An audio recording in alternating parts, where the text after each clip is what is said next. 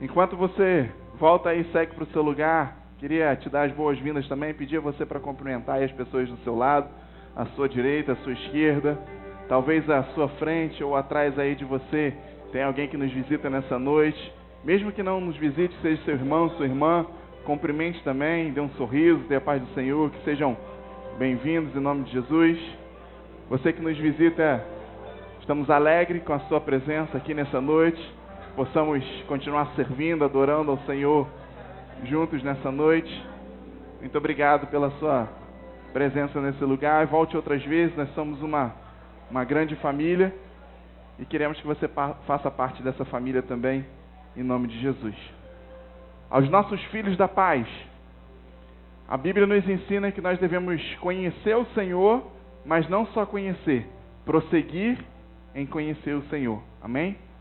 Daqui a algumas semanas está chegando um projeto chamado Casa de Milagres, que é, na verdade, a continuação desse projeto Casa de Paz. É o fechamento, é a conclusão desse projeto. Então, vocês que participaram do projeto Casa de Paz, eu tenho um grande desafio para vocês, participarem do projeto Casa de Milagres. Faça a inscrição com essas pessoas que foram na sua casa, com esses discípulos da paz que foram na sua casa, visitaram ao longo dessas semanas. Não deixe de ir, vai acontecer em um domingo daqui a algumas semanas. E vai ser um momento maravilhoso, revolucionário nas suas vidas, que com certeza vai concluir aquilo que Deus começou na sua vida. Amém? Como eu falei com vocês, hoje é um dia de festa, um dia de celebração, é um dia de agradecimento, é um dia de ação de graças pelos frutos que nós conseguimos alcançar nessa estação do inverno. E o inverno é conhecido como a estação mais fria, e geralmente nessa estação fria a nossa tendência é ficar quietinho, muitas das vezes dentro de casa, né? Nos resguardar para nos protegermos desse frio, mas mesmo nessa estação do inverno nós tivemos resultados maravilhosos. E eu louvo a Deus por esses resultados que nós tivemos, por esses missionários, esses discípulos que abriram o seu lar, como eu falei. E eu quero agradecer a Deus por esses frutos, porque essa é a recompensa, esse é o salário, é o pagamento que nós temos nas nossas vidas. São esses testemunhos e ver a mudança, a transformação na vida de cada uma dessas pessoas. E de fato esse é um projeto que Deus tem nos dado e é um projeto muito oportuno, porque ele atende a necessidade de pessoas e atende a necessidade de uma sociedade hoje de uma forma geral.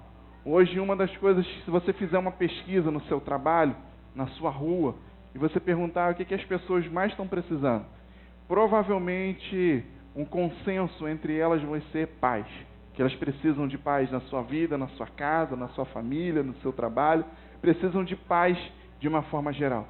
Porque vivemos hoje numa sociedade violenta, numa sociedade exposta a doenças, epidemias, numa sociedade desequilibrada financeiramente, por exemplo, desequilibrada a nível do seu governo, uma sociedade que tem oferecido um índice altíssimo de desemprego, uma sociedade que a cada dia anuncia novas tragédias, uma sociedade que tem achado comum os conflitos familiares, e uma sociedade que tem vivido um tempo de crise, que tem sido um desastre na vida de muitas pessoas. E em meio a esse ambiente, uma coisa que todos desejam em comum é a paz. Precisamos de paz na nossa casa, na nossa família, no nosso casamento, na nossa vida como um todo. Nós precisamos de paz. Todas as famílias necessitam, mas eu já tenho paz na minha família. Que essa paz permaneça, que essa paz continue. Mas eu já tenho paz no meu casamento, já vivo em paz com o meu cônjuge. Mas precisamos trabalhar para que essa paz permaneça. Nem mesmo aqueles que já têm, que já vivem, desfrutam dessa paz, podem se isentar da necessidade de querer a paz na sua vida, de querer a paz sobre a sua vida, sobre o seu lar, porque é algo que a humanidade, que a sociedade hoje deseja e almeja. E com base nessa oportunidade de fecharmos esse projeto hoje, e é uma oportunidade, eu quero liberar uma palavra para vocês, quero compartilhar uma palavra com vocês, uma palavra que o Senhor tem nos dado, e com certeza ela será como resposta, como orientação, como conselho na vida de vocês nessa noite. Amém? Amém.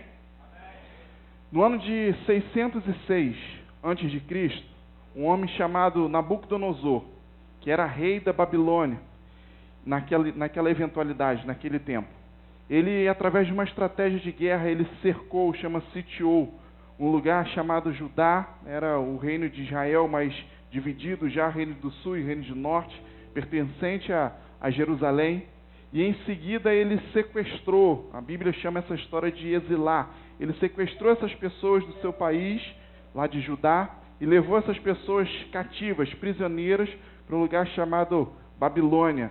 Ficava alguma coisa em torno de 1.700 quilômetros de distância de Judá. E nesse tempo de sequestro, nesse tempo de exílio, o povo foi levado mesmo como escravo. Eles perderam os seus direitos como pessoas, como seres humanos, e todos eles foram subjugados a escravos, desde o mais rico até o mais pobre. E aqueles que faziam muita força, aqueles que rejeitavam esse ambiente de sequestro, eles eram mortos, eles e as suas famílias. Então a única forma era obedecer e seguir para esse decreto que havia sido estabelecido. E foi um tempo de juízo, foi um tempo de sentença de Deus sobre a vida daquele povo, que tinha se esfriado do Senhor, que tinha endurecido o seu coração, se desviado dos caminhos do Senhor. Então o Senhor permitiu que o rei Nabucodonosor fosse lá, cercasse e sequestrasse todo mundo e levasse para a Babilônia. E lá eles ficaram presos durante 70 anos, a história nos mostra isso, que eles ficaram 70 anos. Foram roubados das suas casas, foram roubados das suas famílias, os seus sonhos foram roubados, o seu futuro foram roubados, e com certeza, uma das consequências de tudo isso é que eles perderam a paz que nós estamos falando hoje, perderam a alegria, perderam a esperança do amanhã, em função dessa circunstância que eles viveram. E foi exatamente nesse ambiente muito desmotivador que eles escreveram uma parte da história, uma passagem da história que eu quero compartilhar com vocês. Abra sua Bíblia, por favor, no livro de Salmos, Salmos 137, lá a partir do verso 1. Livro de Salmos 137, no verso 1. Você que nos visita, se estiver sem Bíblia, tem alguém do seu lado aí que vai dividir, que vai compartilhar com você? Os discípulos estejam atentos, por favor. Ou se porventura você trouxe a sua Bíblia, mas tiver dificuldade de abrir, vamos te ajudar também. Os discípulos ajudem. Salmos 137.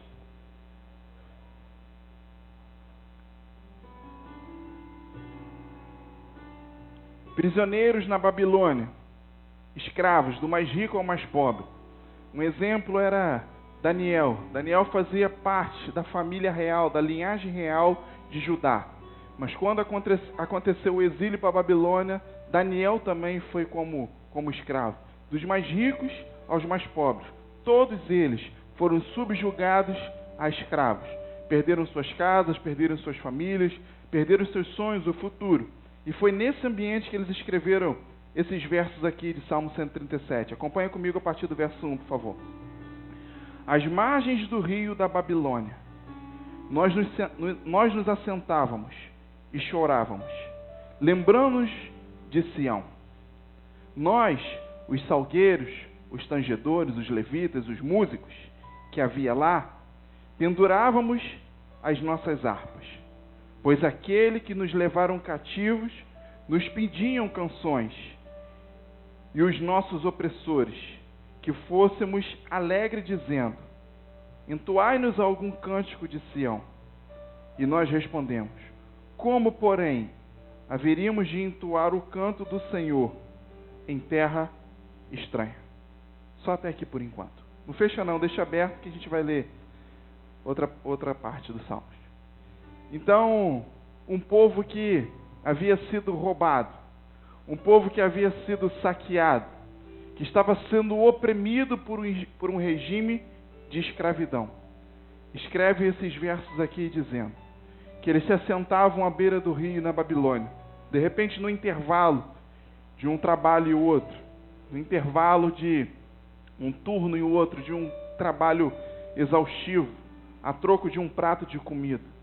E de repente, quando sentavam ali para beber um pouco d'água, de repente, quando sentavam ali para lavar o seu rosto ou as suas mãos com feridas de um trabalho árduo, escravo, era exatamente esse momento que eles choravam. Choravam porque se lembravam da sua família, se lembravam da sua casa, se lembravam dos sonhos, dos projetos, se lembravam daquilo que acontecer na sua vida. E como foi falado aqui, até os músicos, até os tangedores, os levitas, estavam pendurando as suas harpas, porque já tinham perdido a esperança. Porque a gente sabe que para tocar, para celebrar através de música, para adorar através de canções, nossa alma, o nosso espírito precisa estar motivado. Por isso que Davi um dia obrigou a sua alma, falou: eu te obrigo, mesmo triste, eu obrigo você, a minha alma, a adorar o Senhor, a render ações de graças ao Senhor. Porque é da natureza humana buscar a alegria, a felicidade, a expectativa, a motivação para poder cantar, né? Diz um ditado lá fora que quem canta, os seus males espanta. Então as pessoas precisam estar alegres. Quando você encontra uma pessoa no seu trabalho, na rua, que ela chega o dia cantando, você já sabe, né? Que o dia anterior foi legal, ela recebeu uma notícia boa, ou a noite foi boa, ou a semana foi boa, alguma notícia boa ela recebeu. Porque quem chega em um estágio de chateação, de preocupação, de mágoa, de derrota, ela não chega ali cantando, celebrando.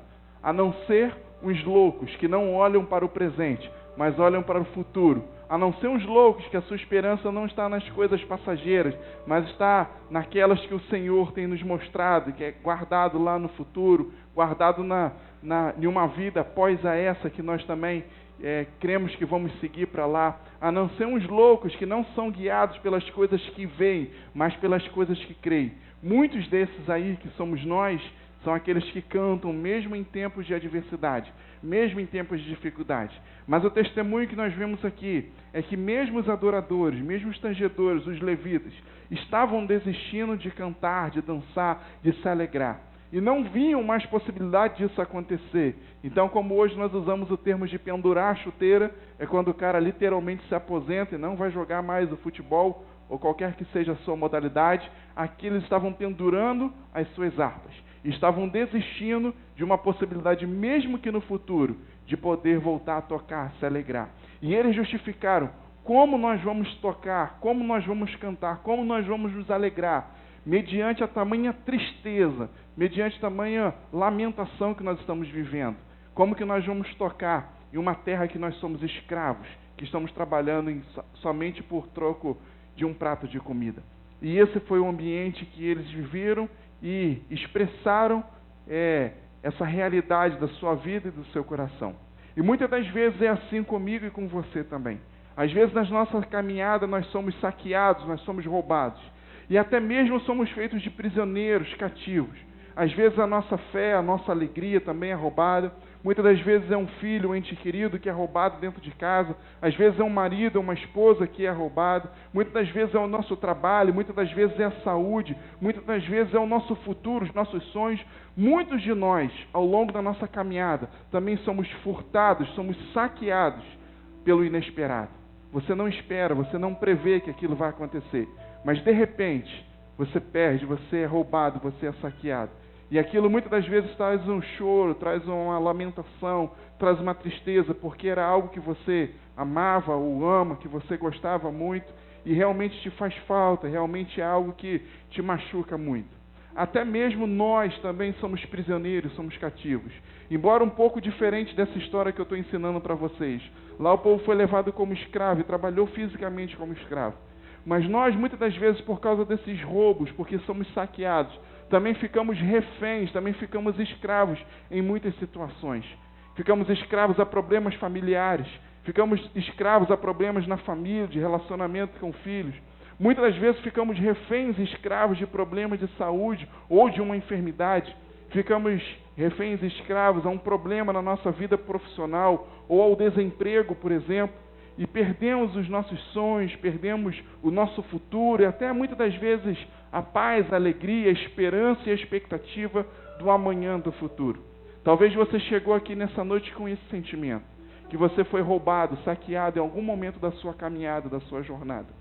Você chega aqui prisioneiro, se sentir um refém, prisioneiro de alguma situação que você enfrenta hoje. Talvez algumas dessas que eu citei ou outras até que eu não citei também. Mas graças a Deus que a crise, que o cativeiro e que o choro não durou para sempre na vida desse povo de Judá. e não vai durar para sempre também na minha e na sua vida.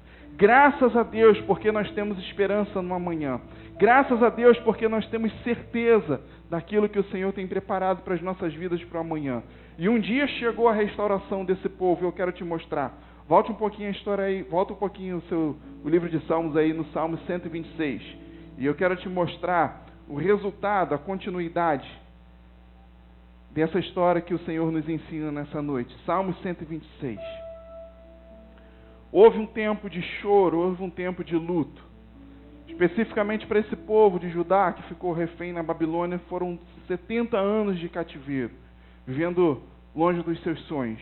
Mas um dia o Senhor restaurou os sonhos desse povo. A crise, o cativeiro, o choro na vida deles não durou para sempre, e nas nossas vidas também não vai durar. Salmo 126, lá no verso 1, diz assim: quando o Senhor restaurou a sorte de Sião, ficamos como quem sonha. Então a nossa boca se encheu de riso, e a nossa língua de júbilo. Então entre as nações se dizia: grandes coisas tem feito o Senhor por eles. E é verdade, grandes coisas fez o Senhor por nós, e por isso nós estamos alegres. Restaura, Senhor, a nossa sorte, como as torrentes de Negueb. Restaura, Senhor, novamente a sorte de Sião. Em outras versões dizem assim: os que com lágrimas semeiam, com júbilo ceifarão. Quem sai andando e chorando enquanto semeia, voltará com júbilo, trazendo os seus feixes, trazendo os seus frutos em sua mão. Até aqui. Então eu quero dizer para vocês, meu irmão, que o tempo de ser roubado, saqueado, às vezes existe na nossa caminhada, na nossa jornada. Às vezes o tempo de estar refém, prisioneiro, uma situação, a uma circunstância, existe. Isso faz parte da nossa jornada. O próprio Jesus nos alertou isso.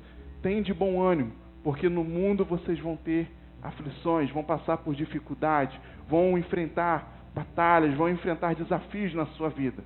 Mas tem de bom ânimo, porque eu venci e vocês vão vencer também. E foi essa certeza a esse povo que trouxe o tempo do Salmo 126 sobre a vida deles. E eles puderam dizer que o Senhor restaurou a sorte de Sião. E a boca deles se encheu de riso. E também se encheu de júbilo. Júbilo é celebrar, é cantar, é festejar. Porque grandes coisas fez o Senhor por eles. E por isso eles estão alegres. Se você chegou aqui nessa noite sentindo parte dessa história, sendo saqueado ao longo da sua caminhada, roubado, ou se sentindo prisioneiro, cativo de alguma situação, eu quero nessa noite profetizar essa realidade sobre a sua vida. A crise, o cativeiro e o choro não dura para sempre. O tempo do Salmo 126 vai chegar sobre a sua vida. É chegado o tempo de voltar a sonhar. É chegado o tempo dos risos tomarem lugar na sua boca, nos seus lábios.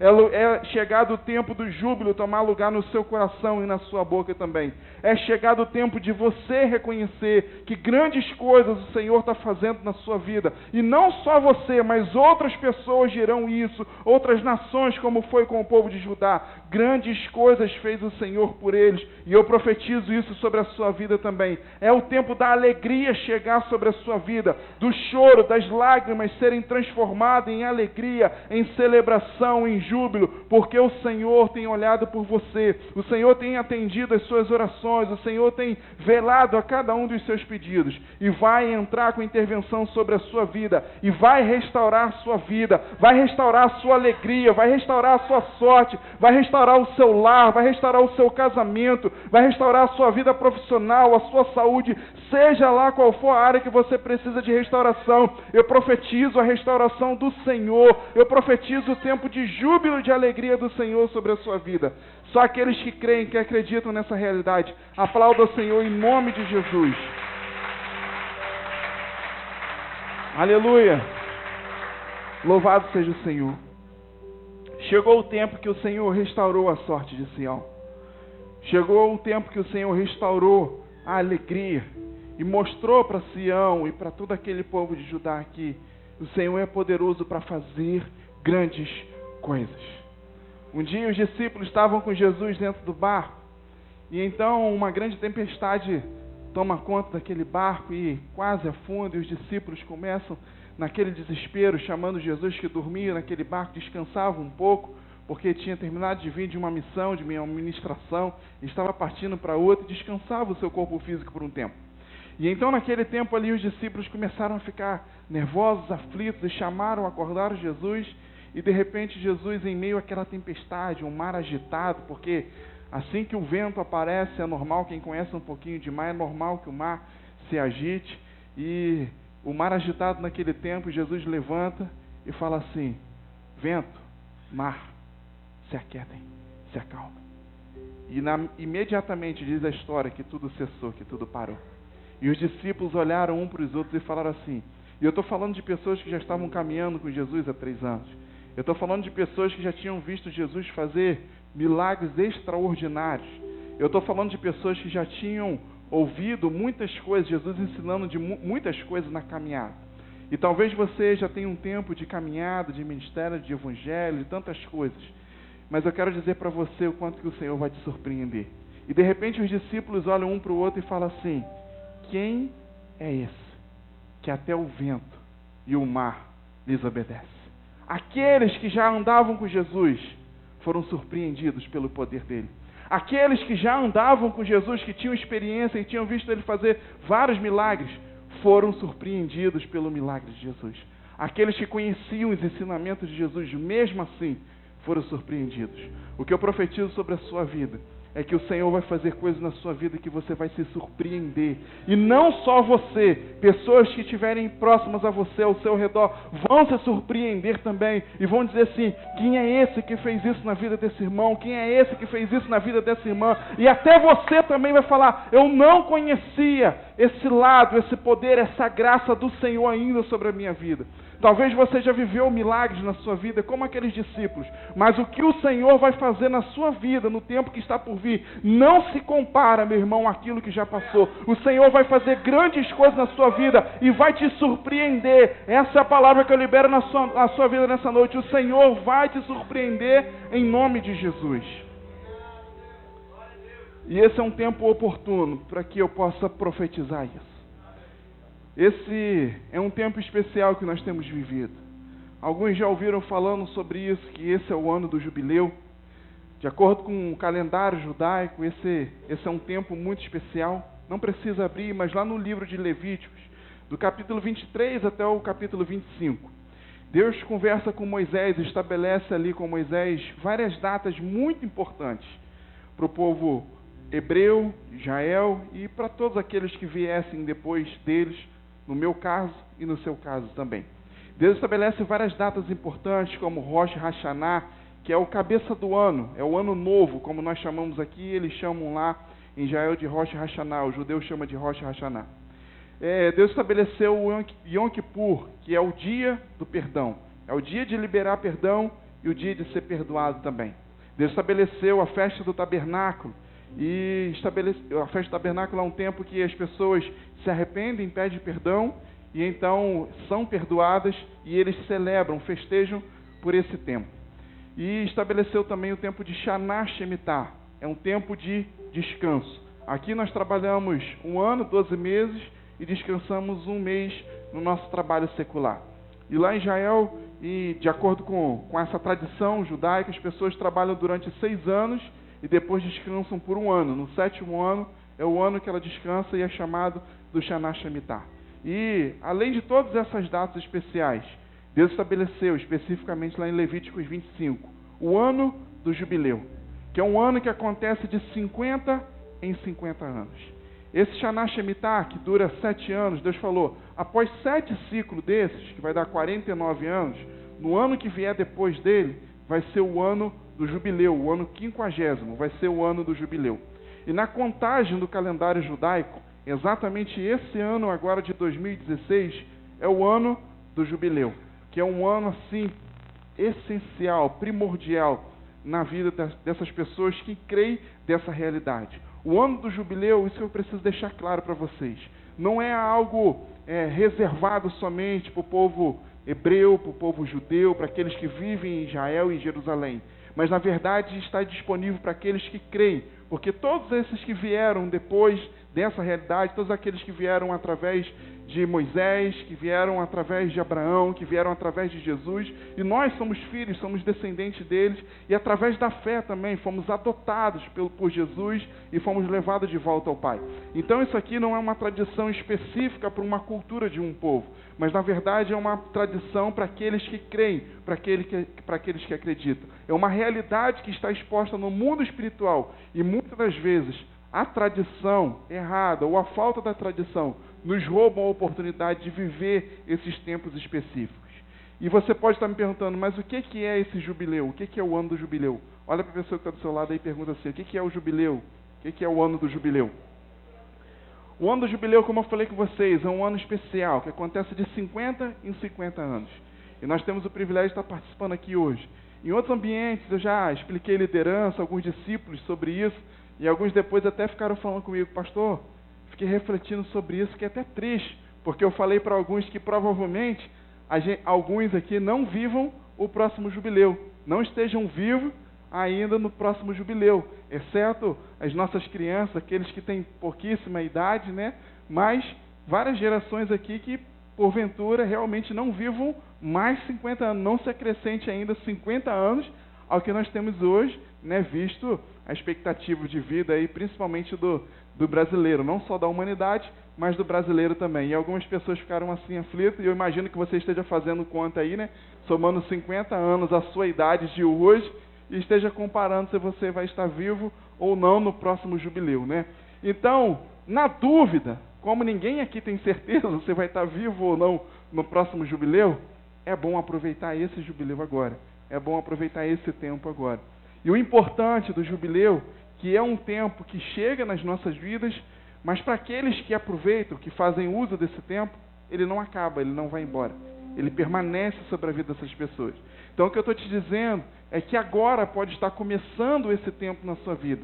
E você pode desfrutar de muitos meses, muitos anos dessa realidade. E para quem te perguntou aí o que é o ano do jubileu, eu quero liberar algumas respostas. Primeiramente, jubileu é tempo de libertação. Lá em Levítico 25 está explicando isso, a gente não precisa ler para a gente otimizar o horário, mas você pode anotar e ler depois. Jubileu é tempo de libertação. Repete isso comigo. Jubileu é tempo de libertação.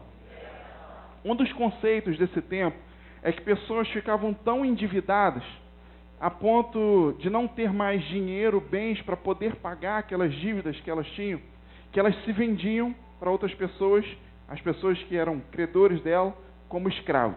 Então ela ia embora da sua casa, da sua família, e ia para muitas das vezes para outra cidade, para outro estado, até para outro país, para trabalhar como escravo, para pagar uma dívida que ela e a sua família tinham contraído. Mas no ano do jubileu, que acontece de 50 em 50 anos, era exatamente o tempo dessas pessoas voltarem para casa. Todos aqueles que tinham uma pessoa escrava trabalhando com ele, em prol de uma dívida que aquela pessoa tinha, era obrigado, no ano do jubileu, a abrir as portas da sua casa e a porta da frente e liberar aquela pessoa para que ela fosse embora com honra. Então, tanto aquela pessoa era liberta daquela vida de cativeiro, de escravidão, aprisionada, como a sua família recebia de volta, muitas das vezes pais, chefes de família, mães de família também, eram recebidos de volta dentro da sua casa. E eu quero aproveitar esse conceito para liberar essa realidade sobre a sua vida. Esse é um tempo de cadeias serem desfeitas. Por isso que eu falei que houve um tempo do Salmo 137 que eles ficaram presos na Babilônia. Mas chegou o tempo do Salmo 126, onde foram libertos, onde puderam celebrar essa liberdade, essa libertação sobre a vida deles. Não sei qual a situação te mantinha refém até hoje, mas o que eu profetizo na sua noite hoje, que é tempo de jubileu, é tempo de libertação, é tempo das cadeias serem quebradas, é tempo das portas serem abertas em nome de Jesus, e você ser livre em nome de Jesus daquilo que te aprisionava, das cadeias muitas das vezes na sua alma, nas suas emoções, pessoas que vivem aprisionados por problemas emocionais, pessoas que vivem em depressão, com síndrome do pânico, com síndromes que assolam a sua vida. É tempo de você ser livre, ser liberto dessa realidade em nome de Jesus. Pessoas que estavam presas pelo pecado, é tempo de ser libertos. Pessoas que estão presas na sua saúde como um todo, é tempo de ser libertos. Pessoas que ficaram presas por relacionamentos anteriores e muitas das vezes relacionamentos errados, é tempo de você ser liberto também em nome de Jesus, pessoas que ficaram presas na sua vida financeira. É tempo das portas serem abertas e você ser livre desse cativeiro em nome de Jesus. Amém?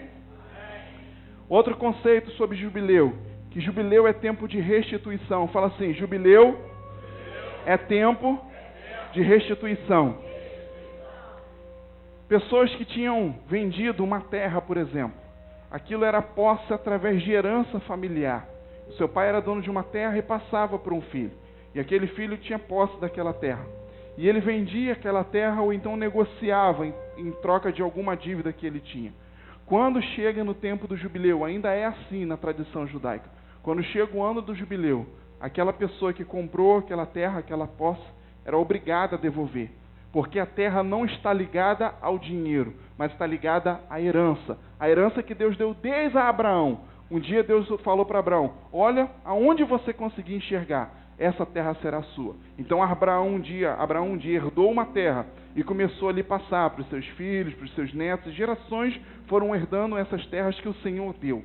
Então a terra, ela não está, essa tradição entende isso, que a terra não está ligada a dinheiro. Aqui nós achamos aquele que paga pela terra, dá um dinheiro pela terra, é o dono da terra. Lá as pessoas compram uma terra com essa convicção, que vão poder usar no máximo por 50 anos. Inclusive o preço da terra lá é calculado de acordo com o número de anos que falta para chegar ao jubileu. Por exemplo, já passaram 40 anos do último jubileu, então faltam 10 anos. Pega o preço daquela terra, divide por 50 anos e multiplica por 10 anos. Esse vai ser o valor que aquela pessoa vai pagar, porque ela vai usar a terra só por 10 anos. E no ano 50º, que é o ano do jubileu, ela precisa devolver aquele bem, aquela posse, porque está ligada à herança. E tem muitas coisas que o Senhor te deu, te prometeu, que não está ligado a dinheiro, que não está ligado a promessas humanas, mas está ligado a uma promessa do Senhor, está ligado a uma herança da sua vida. E por algum momento, às vezes, nós fomos roubados dessas promessas.